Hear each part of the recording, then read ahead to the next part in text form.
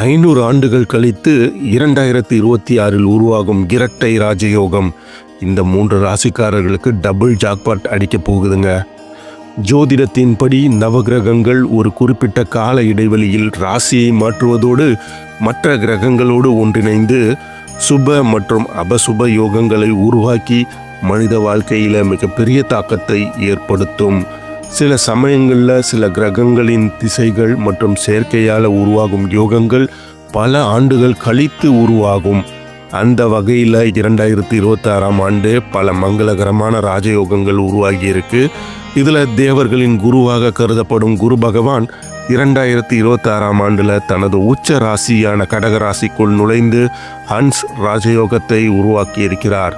அதே வேளையில் அசுரர்களின் குருவாக கருதப்படும் சுக்கிரன் தனது உச்ச ராசியான மீன ராசிக்குள்ள நுழைந்து மால்விய ராஜயோகத்தை உருவாக்கி இருக்காரு. இப்படி இவ்விரு கிரகங்கள் ஒரே வேளையில் சுமார் 500 ஆண்டுகளுக்கு பின் உருவாகி இருக்கு.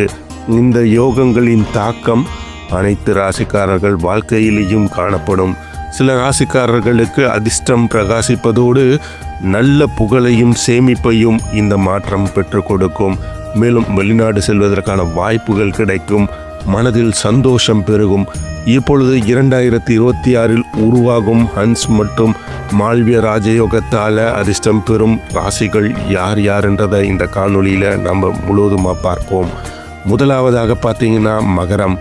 2026 உருவாகும் ஹன்ஸ் மற்றும் மால்விய ராஜயோகத்தால் மகர ராசிக்காரர்களுக்கு மிக சிறப்பாக இருக்கும்.